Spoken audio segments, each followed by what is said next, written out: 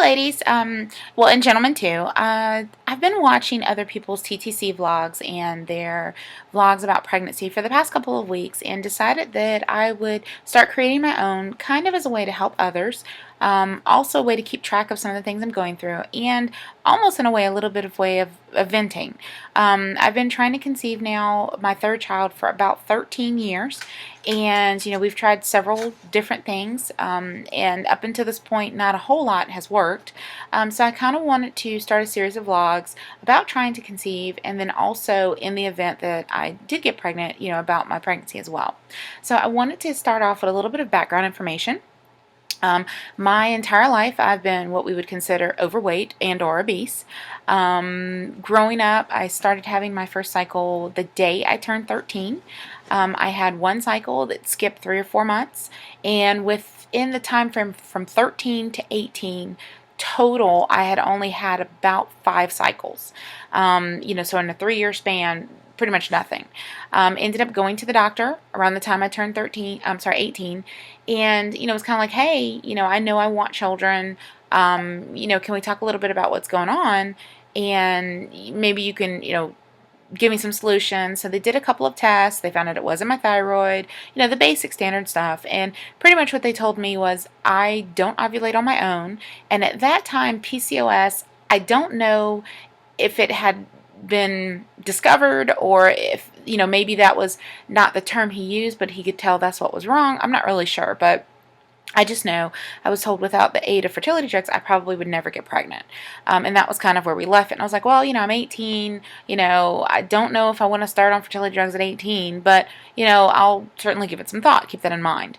So at 18, I decided I wanted to go in the military, got ready to go to basic, and of course, because I was overweight, I had to lose some weight to get in. Sure enough, I ended up losing about 20 pounds, and the night before I had to go to MEPS to report to MEPS, which is the processing center, I found out I was pregnant. And, it was one of those things, total shock. I never would have thought to test, but at the time, the person I was dating was like, something's changed about you. I really think you should test. And I was like, I can't get pregnant. I can't have kids. And they were like, test anyhow. So I was like, okay, fine. So I ended up testing. Sure enough, it was positive. Come to find out, I was about 6 weeks pregnant and didn't know it, which is not very long, and for someone who didn't think they could have kids, it's not something you would know right offhand, body-wise, I didn't know all the signs and symptoms, we'll put it that way. So I ended up not going to the military, had my daughter at 19, and then when she turned a year old, when I was 20, I ended up getting pregnant the same month that she turned a year old. I got pregnant with my second daughter. Again, total shock, wasn't really trying, wasn't preventing it because I really wasn't in a steady relationship, we'll put it that way. So I didn't. The one time I did something in a year was the one time I got pregnant, we'll put it that way. So got pregnant with my second daughter at 20 and ended up having her at 21.